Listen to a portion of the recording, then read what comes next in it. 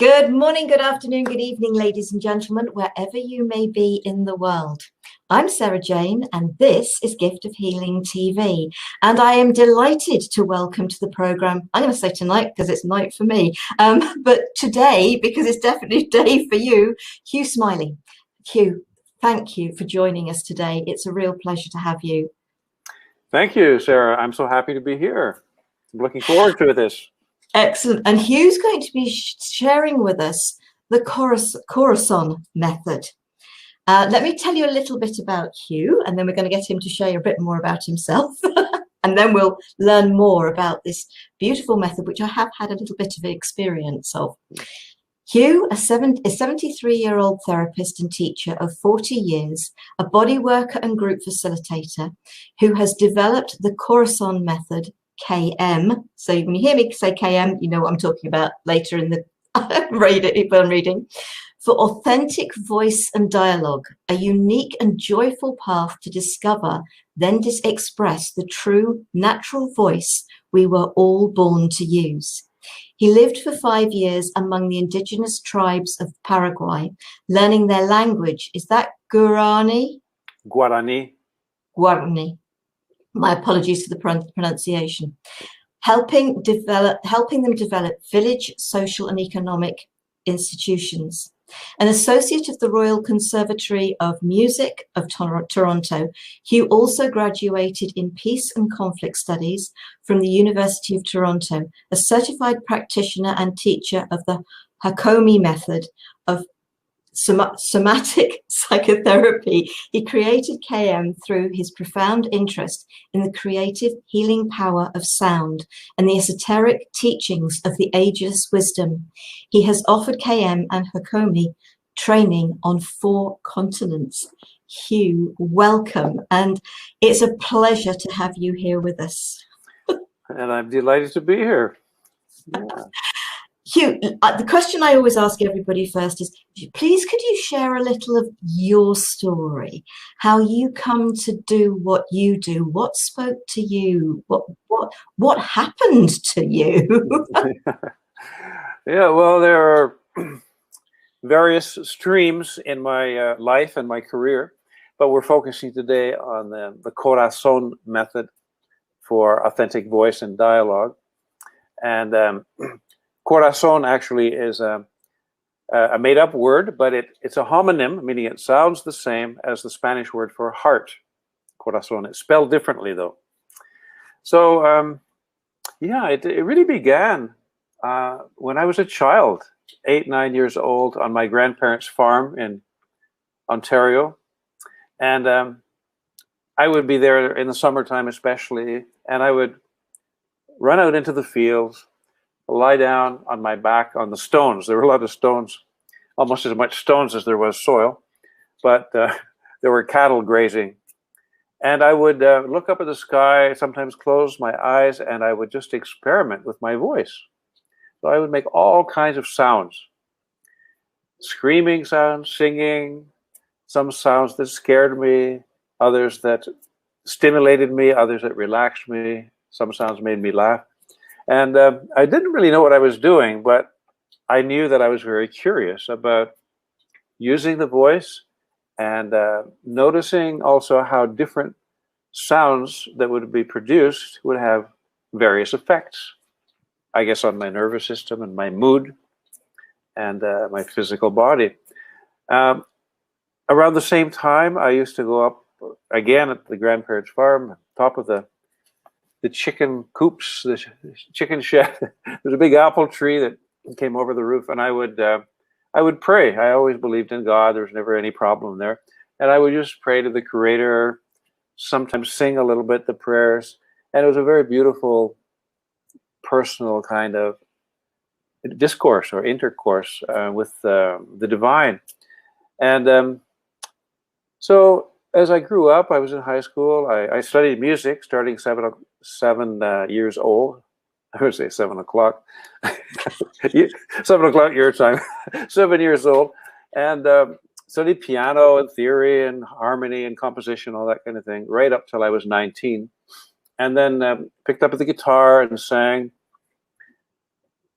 And then I started to become interested in healing. Studied various different modalities, reflexology, massage. I'm a body worker, psychotherapy later on, and various techniques of how to heal myself from the many problems I have had, and how to help other people as well. So I started experimenting more and more, this time cognitively and also experientially with the voice. When I was down in Paraguay as a pioneer in the Baha'i faith, when I was a young man, I was out in a desert area and had lots of time on my hands. I was in the middle of nature. So I started to study the Kabbalah. I got my hands on a book about the Kabbalah and the letters, the sounds of the Hebrew alphabet. And so I thought, this is what I knew there was something like this going on. And so I started to really create the Korason Method as it is today, even though it continues evolving. But the idea is that there's a sound, a vowel sound, that corresponds with the different chakras. And you may be familiar with the ancient chakra system from India, which is thousands of years old. We have energy centers up and down the spine. And I discovered that certain sounds, especially vowel sounds, although the consonants in any language also have their powers and their keys to open the mysteries and to open the healing energy. So I started mixing and matching and discovered eventually that the ah sound corresponds with the chest, the heart, and the lungs. So I really did that a lot. And at night, at midnight, under the stars, in the daytime, and developed other sounds corresponding with the other chakras. And it was quite exciting because I was really feeling, I was into it. I was really feeling the effect. And then my friends who were indigenous people, they were my first clients, so to speak. And I tried out the preliminary techniques of the Korason Method on them if they had a bad back or were suffering from depression or whatever. And they trusted me, bless their hearts, and were quite willing to be subjects. And lo and behold, it worked. And that really encouraged me to continue to see that it was really having an effect with people. And so that's why to this day, I always encourage young people especially, or anyone who's studying a healing technique, to be courageous and just do it. Don't be too nervous, and don't think that you have to study too many years before you just start using your skill, because our intuition really, we can study neuroscience and psychology, physiognomy and anatomy, and that's all great. The more we know, the better. But really, it's our intuition. We all have it, and we can, even if it's not very well developed, we can enhance the intuition through meditation techniques, mindfulness, breathing, awareness in nature, using the Korason Method and other vocal techniques, which I know you do as well, sir. Really opening up this ability to make sound, which is not necessarily verbal. Because when we get into words, then we're in the head. It's just the way it is. But when we go non-verbal, then it allows us to make the sound, whether it's on an experiential basis or we're actually communicating with the animals, the angels, other people, but remaining in that intuitive part of ourselves where we can start to receive information about parts of ourselves, parts of our client, or if we're in a helping profession, we want to be able to glean as much as we can about the person that we're working with. And so being able to make sounds and then inviting others to make the sounds with us, it also creates a syntony, the vibration, sympathetic vibration, which according to some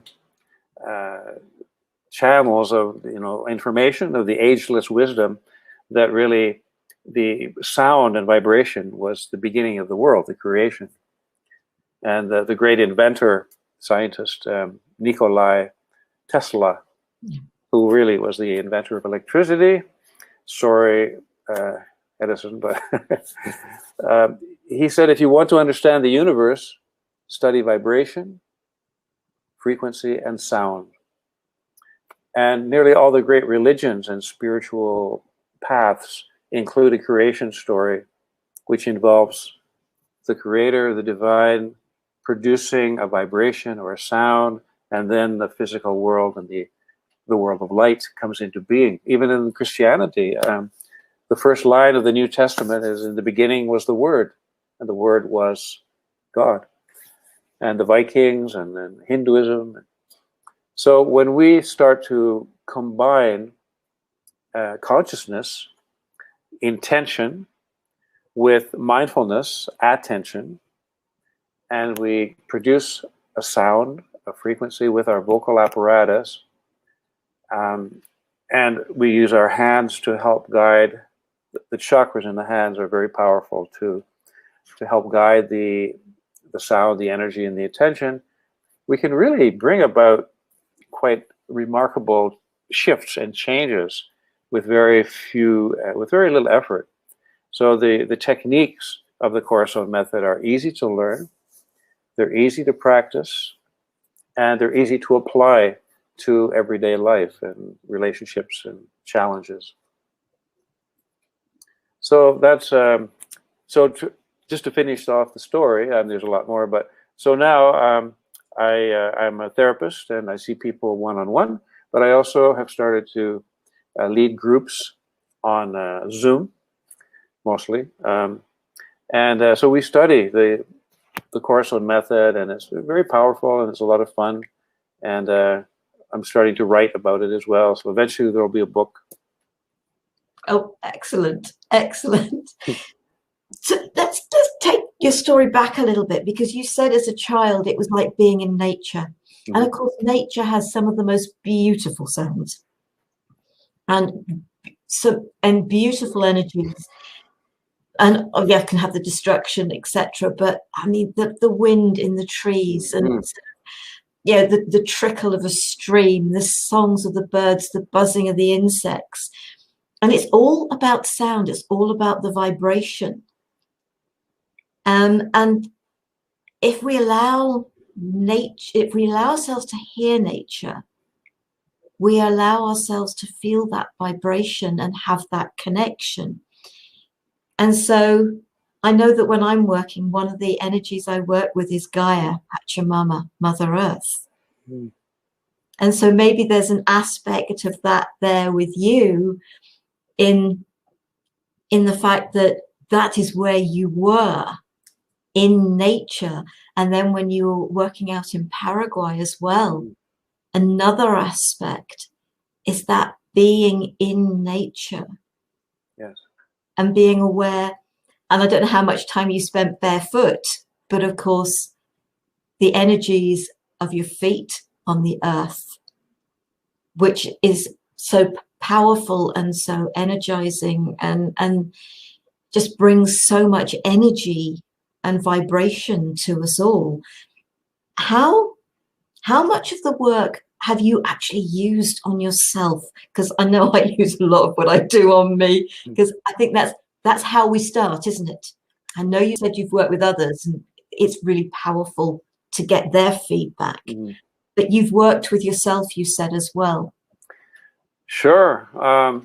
I think a lot of therapists, people who end up being counselors and healers and psychotherapists and so on, they're really looking for their own healing because they acknowledge that I got problems, I got to figure this out somehow. So there's a natural kind of an attraction to study and to learn some techniques. And so, sure, I like what you say about nature, because it was always there, and I go barefoot as much as I can. Even I live in a big city, 6 million people, but right beside my high-rise building is a beautiful park. And I'm the only one that goes. I take off my sandals or my shoes, and I walk right around the park barefoot on the grass. And people look at me, what's he doing? Because there's dogs around and so on. And also, speaking of the animal kingdom, when I was a little boy and lying on my back and hooting and hollering, sometimes I'd almost go into a trance, but I would be wakened by the moo of a cow, and I would open my eyes, and there would be a circle, a semicircle of cows around me, like 8 or 9 of them. They had come from farther away in the fields, and they were so curious about what I was doing. They looked concerned, actually. Yeah. They never hurt me, though. They kept their distance, but they just were very, very interested. I think in the combining it a little bit with prayer, as I said when I was a kid, but then when I was in Paraguay in South America, I was out in a wilderness area. There were a lot of indigenous people and Métis people, ranchers, and it was a pretty wild place, Mennonites of all things. And I was in nature all the time. And so I would go out at night, even in the daytime. It was so hot inside. And I would be under the stars at night, listening to the sounds, as you say, of the insects and communing with them. So I really started to integrate it, the Korason Method, as it was formulating, with meditation, because I was doing a lot of, it was like a mystical journey. It was a service because I was teaching and I was serving the Baha'i communities there, but I had some extra time on my hands, and I was so fortunate because I was able to meditate and practice, spiritual practice, pray, special powerful prayers and meditation. So I would incorporate and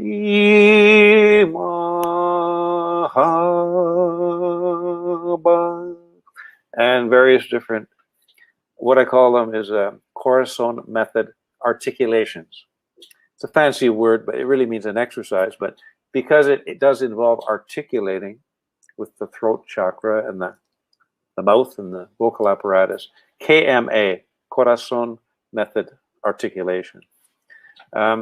So yes, and to this day, if I'm feeling blue, or if I have too much tension into my solar plexus or a lower back problem, I use my own medicine. Socrates said, "Physician, know thyself."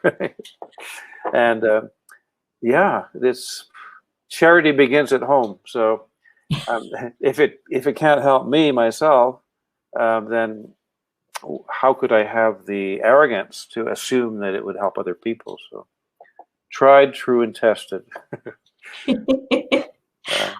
I think for a lot of us, though, that's just it. It's our journey that supports us. It's what has worked for us. And it's important that we help ourselves. At the end of the day, what you're sharing, if people don't use it on themselves, it's like I teach Reiki. But if my students don't use it, then it's not going to do anything for them. And it goes the same with all of this. Mm-hmm. We know that music, you get the different sounds, the different music, and you've got music that you think, oh yes, lovely, and you almost want to bounce around to it, and it's joyful and it's fun and it's energizing. And then you've got that music that helps you to relax and to unwind. Then you've got that music that really annoys you, that really doesn't do anything for your mood at all. Right. Because it's the same with the sounds. Sort of some days the traffic going past the house doesn't bother you. Other days it just really annoys you. You go through past a hedge full of sparrows. Some days it's fine, other days it's really not. It depends on what's going on. But it's all about sound. And I suppose the way I put it, sound can hurt and sound can heal. Mm-hmm. And it's what vibrations what vibrations are you putting yourself into? And can you get yourself out of that vibration into a different vibration, into a different sound? And yes, bringing that sound for yourself using your own voice, which, as you know, is in my own unique way what I do, as in your own unique way you do. Yeah. And absolutely, we both get the power of our own voice. But we've started with ourselves. Exactly. And I would really encourage those who are watching, listening. So many of us, we have different resistances or blocks, barriers to finding our voice and to use our voice. Sometimes it's because of physical incapacity, weakness, or injuries. But more often, it's because of trauma that we've experienced in the past. When we were growing up, we were told to shut up. Well, in the old days, they used to say children are to be seen and not heard. Or sometimes children are shamed. I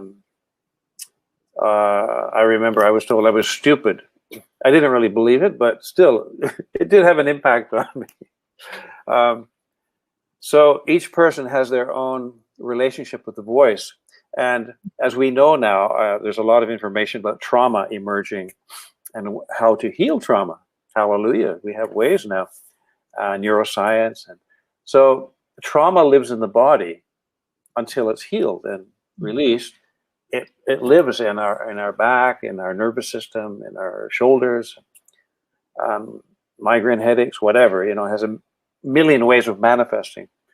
So the voice, it's part of the body, but the voice is much more than that, because it's the instrument through which we create our world.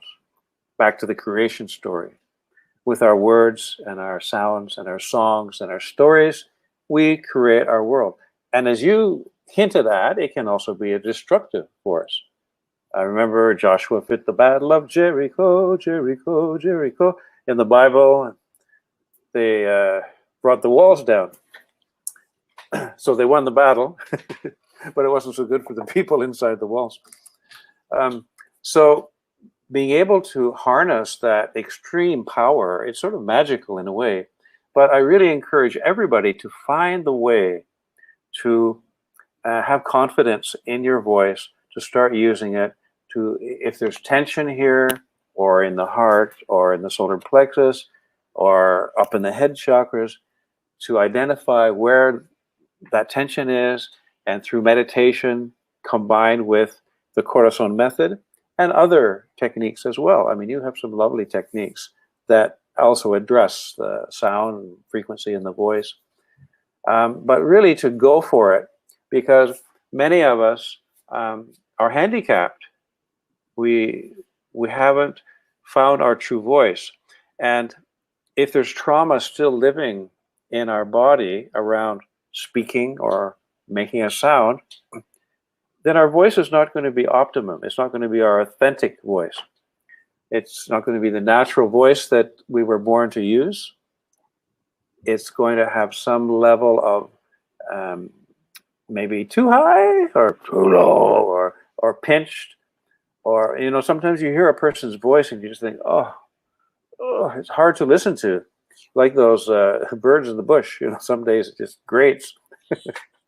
So the first stage of the Korason Method is searching and discovering through many, many different exercises that are fun and energizing.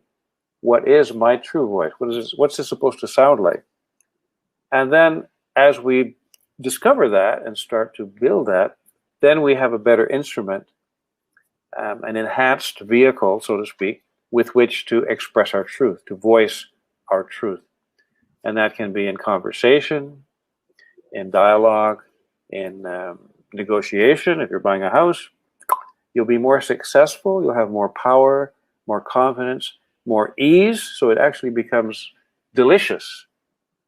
A delicious experience to use your voice instead of sometimes what feels like an effort or some people even hurt when they talk. Yeah, no, the inner child and the trauma of early years, and totally get that, and sort of all of that, and so many things that you've just said, sort of were actually part of a conversation I had when I was being interviewed last week. So oh, really? Okay, ringing some bells about finding your voice. So it's beautiful, and it touched on exactly those points. So I can't believe how quickly this is going. So this is lovely. Thank you. So, but you were going to share briefly with us so that people can actually get an experience of this. Now, while Hugh is doing this, I am going to mute my mic so that I can join in, but you haven't got to hear me. And I'm not trying to drown Hugh out. So Hugh, over to you. And as I said, I'm going to mute my mic. Okay, great. So if you have any little questions along the way, Sara, feel free to unmute and interrupt me. So yeah, we don't have that much time left, so I'll sort of make it short. Just to review the chakras for you, because some of you know them really well and others not at all. So there are 7 major energy centers. They're like globes up and down the spine. The top one is the crown chakra, which is where we connect with the infinite, the divine. The next one is the famous third eye, and this is the higher vision, our mind's eye, where we visualize higher consciousness. And then there's the throat, and this is, of course, expression, articulation, voice, speech, and in a more subtle way, creativity. So if you're drawing something or composing some music, this center is very involved in that. The next is the heart, and this is the middle one. It's sort of like the sun in the solar system. So it's love, compassion, empathy, appreciation, generosity of spirit, inclusion, connectedness. And then we pass the diaphragm, and I'm just going to tilt my screen a bit. The next one down would be the solar plexus, which is sort of around the navel. And this chakra is related to the emotions and emotional stability, or lack of, more often the case. But also there's a special power here, which is the inner warrior, or the spiritual warrior, that we can summon or invoke to come to our assistance and help us in situations that are challenging, where there's intimidation or bullying going on, or where we need to establish healthy boundaries. It's really wonderful to have that inner warrior backing us up. And I'm just going to stand up to continue on down. So below the solar plexus is the Sacral Center, or the sexual chakra. And this is where there's a vast reservoir of vitality, which is available for all of the other systems in our being to fuel the other systems. And of course, we have the survival of the species, procreation, that kind of thing. And then the lowest one, beside the coccyx, or the tailbone, is the root chakra. And that's where we connect with Mother Earth. And rootedness, and also survival, really just staying alive and putting food on the table, and the fears that often come with that. And things can change just like that, the economy, our fortunes, and so those primal fears that we have about surviving. But the ability to bring up from the earth that wonderful, the water and even the fire from the center of the earth. So I'm going to share with you a little KMA, Korason Method articulation, which involves 2 chakras only.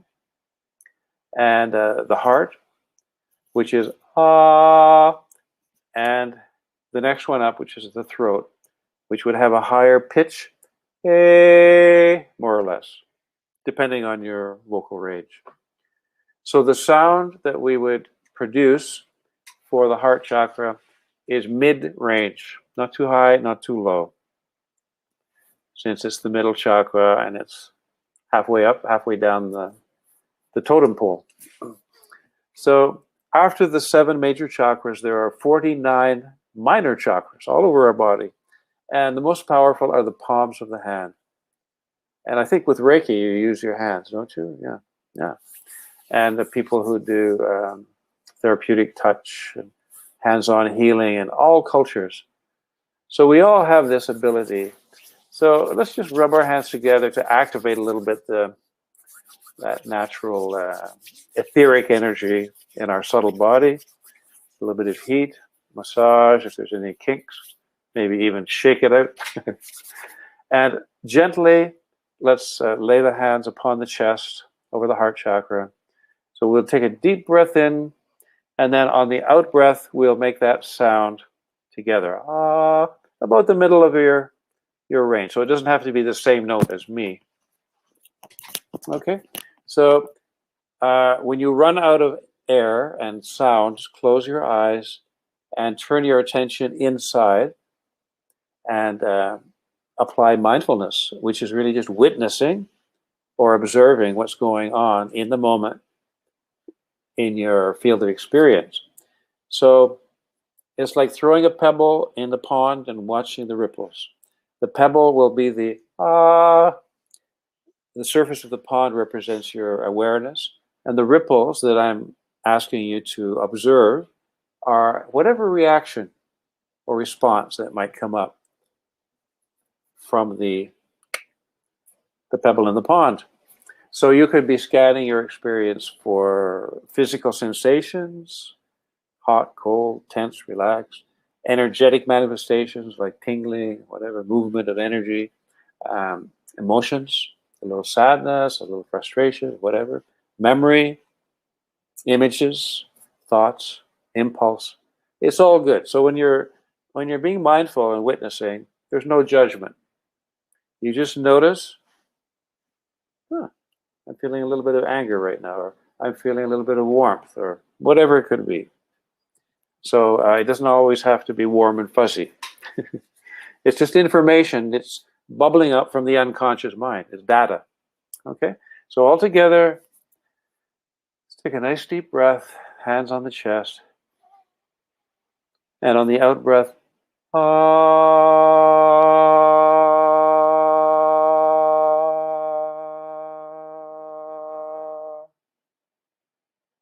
and close your eyes.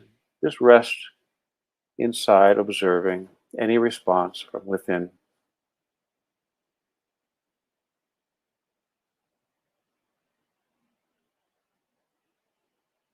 And let's try it again. Inhaling deeply. And on the out breath,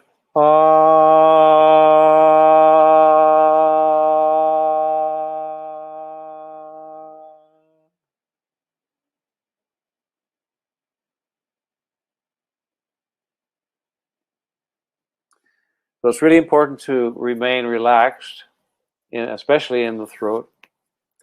And now we're going to add a sound before the ah, which is the M sound. And the M, every letter is like a archetype, actually.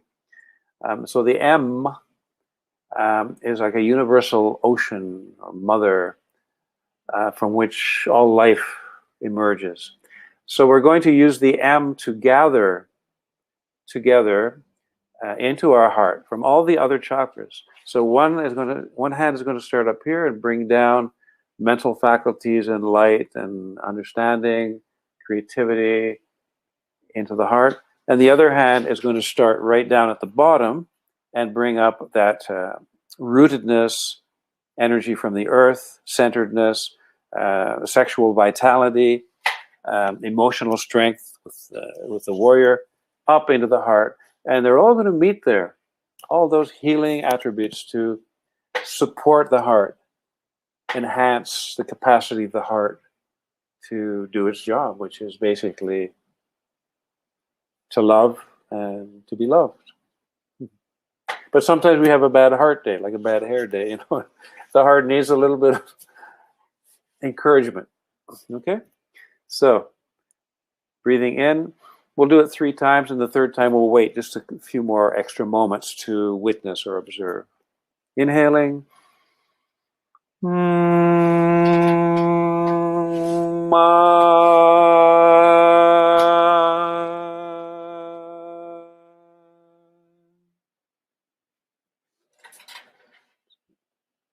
Tilt that screen a bit. There we go. One more time.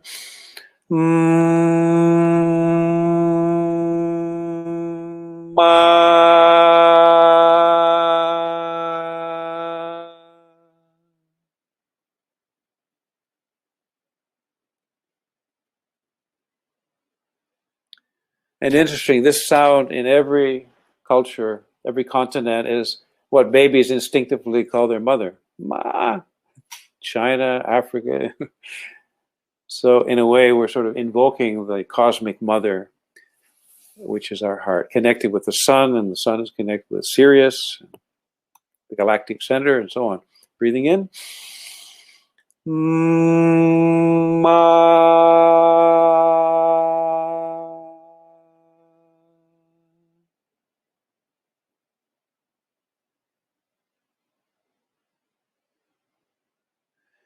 Okay, so ideally we'd have a little bit more time to witness, but I'm just giving you the bare bones. So let's suppose that we're having a difficult communication with somebody, present or past. It could be even when we were children, with our parents or friends or whatever, and there were misunderstandings and tension and fight, maybe problem, trauma. So here's a really good KMA to heal, to give loving attention to improve the communication. So we start here, ma, same. We bring it up to the throat, ma, me. So we're bringing all attributes from the whole body, all the chakras, into the heart, combined with the loving, compassionate, empathic heart energy up into the communicative faculty. Okay. So if you have a sore throat, just on the medical plane, laryngitis, thyroid problems also helps. Or you're having problems with your voice, you're feeling tense. Or you just don't know how to express yourself to a certain person. You're afraid of somebody, or you're afraid to speak your truth. Okay, so let's do it together. Ma me. Breathing in. Ma me.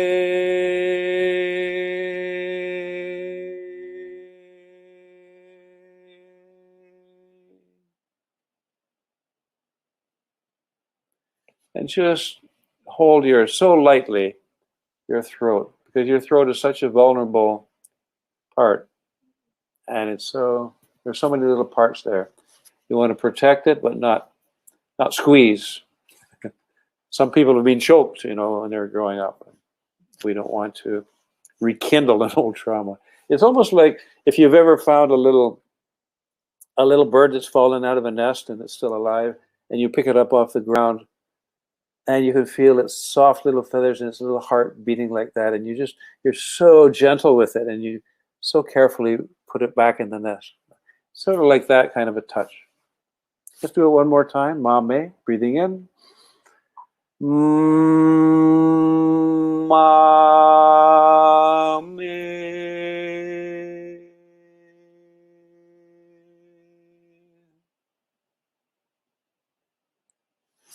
So just that, those two syllables is sufficient as a tonic for your own throat chakra, your own communication, your own voice. But now if you're starting to feel filled up with that, and you want to put it out into the world, to apply it to a specific relationship or situation, present or past, this is what we do. We use the aspirate H to put the A sound out into the world, and we bring our arms out like this as well. So this is what it looks like. I'll demonstrate. Deep breath, and on the out breath, ma me he. And then just relax the arms, close the eyes, go inside and notice what's there. So let's all do it, and let's visualize somebody in our life with whom there's a little bit of a difficulty communicating. It could be your best friend, it could be your mother, it could, or it could be somebody from friends from the past, unresolved issues, but that you would like to heal now. Because on one plane, there's no time. The past, the future, the present, it's all happening in the moment. So, mamehe, and just visualize that person. So you're sending them a package of love and compassion combined or fused with the power of communication in your authentic voice and your intention, perhaps the most important of all. Your intention empowers the sound to have its effect. This is the magic, the creation. Okay? Your intention for healing. So, breathing in. And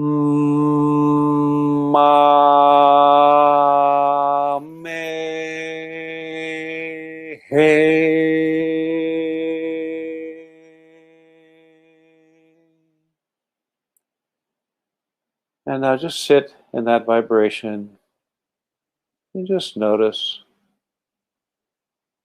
your body, your feelings, any shifts in your energy, how you might feel about that person now, how you might be with them if you have another chance to be in their presence.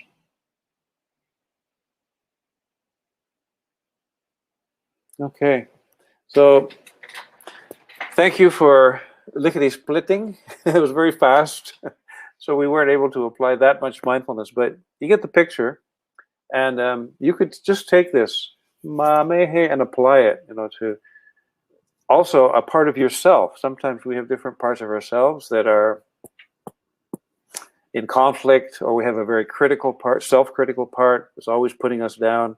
So we can direct it to that part as well,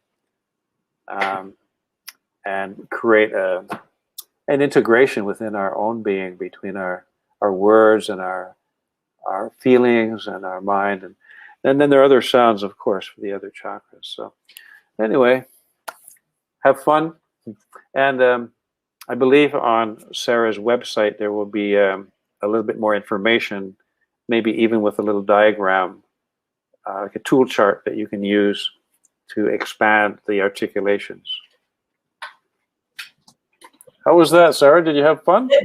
No, I'm here. Just need to bring myself back. Oh, that's how I do it. Yeah, sorry, I was bring myself back. Welcome back. Thank you for sharing. I found my sounds were different practically every time, but then I found that because I channel and it was just like, and I know the sounds that come through are the sounds I require. So, but can I sorry. What teaching Reiki, obviously we work with the throat chakra, and we teach people how to do Reiki on themselves. Yeah. And yes, absolutely, definitely don't put pressure on your throat. But for those who are uncomfortable with the hands on top of each other, how would it work if they did that? Sure. Yeah. So that was just a thing that came to mind, because knowing what I teach, so you've still got the energies going to your throat, but maybe not feeling quite so throttly. That's lovely. Yeah, sure. That's an option, an alternative that would be just as effective. It feels sort of nice, actually. It's warm in here, so my hands are cooler, and it's nice on the neck. Yeah. Yeah, for someone that might feel it might trigger, being threatened or something like that, then that would be a good alternative. Yeah, thanks. No, but this is the joy of learning lots of different things, and there may be one little element like that that you think that works with other things, and that's perfect. Oh yeah, it's a very adaptable system. I'll use that in my next little workshop. Yeah. Just throw that in there if there's time. Yeah, that's very nice. Yeah, it's an adaptive system. So whatever modalities or systems or methods that you may already have trained in, and be using or learning, you can incorporate aspects of the Korason Method to enhance what you're already doing. And that's what's lovely about a lot of techniques. There are a few techniques that they have to be standalone. Right. And I'm just trying to think what one of them is called. I haven't learnt it, but I've had it used on me.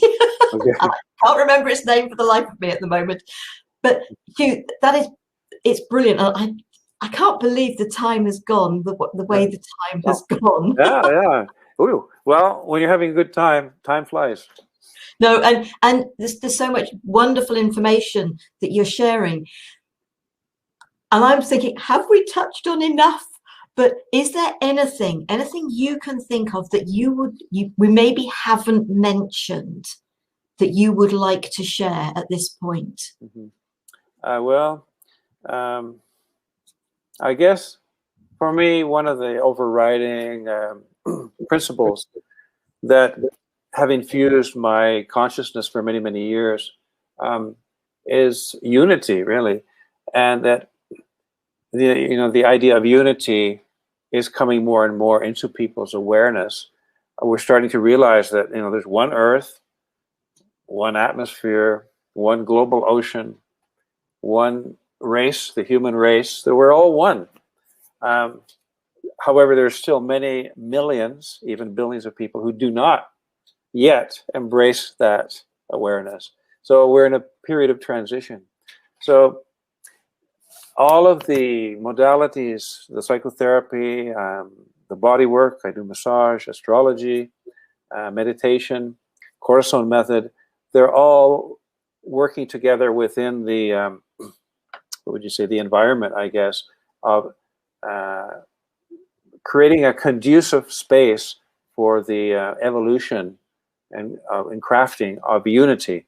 And the first level is with ourselves, get those chakras working together in the head and the heart, and then with other people, horizontally, socially, relationally.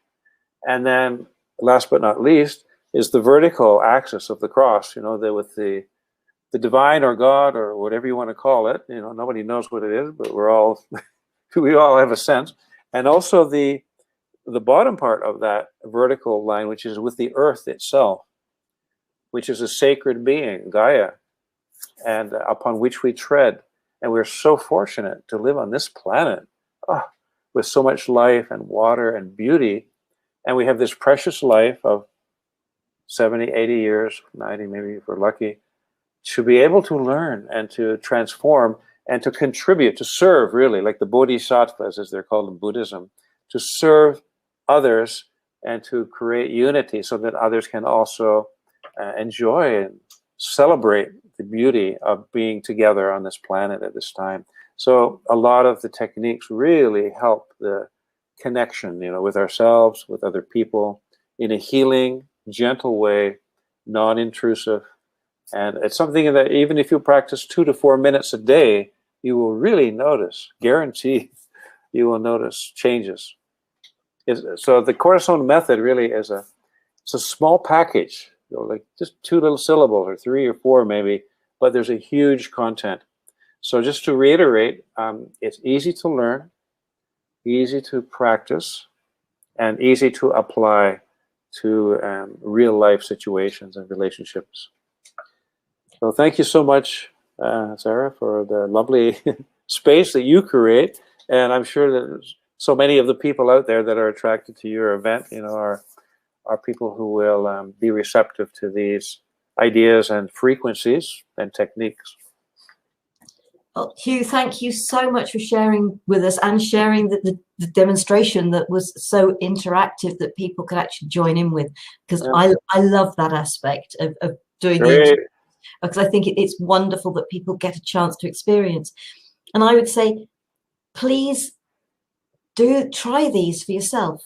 Some things will resonate, some things won't. Some things may not feel right now, but they could feel right in a few weeks, few months' time. Right. Just be aware of what's out there, and do this for yourself to start with. We've all had to start with taking care of ourselves so that we can do the work that we do. You can't, what's the saying? You can't pour from an empty pot. Exactly. So it's really important. So I know you said you've got, you're putting a course together at the moment. That information will be on Hugh's website.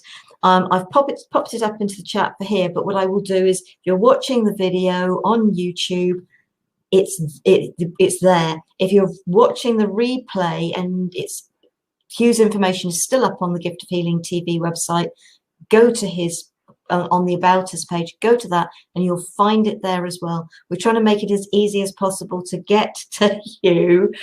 Please do check out his website, do check out what he does. And that is brilliant. And Hugh, thank you so much for sharing with us today. Thank you, Sara. You're a real gem, and it's been a slice working with you. And if you could smell this hyacinth, it's almost spring here. I guess there too. It's a little colder here though, but the scent is so beautiful.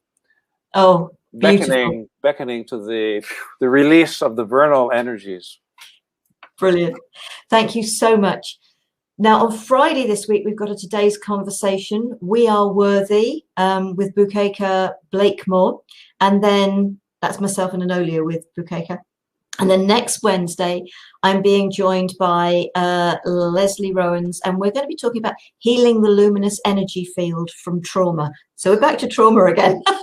Great. We've got a lot of trauma going on at the moment. Oh, yeah. We all have it. Oh, absolutely. So I hope that you will consider joining us for that as well. And just check out Hugh's website, which is hughsmiley.com. Yes. Yes, I know we've got home/home/ Korason Method, but yeah, so that takes straight to that.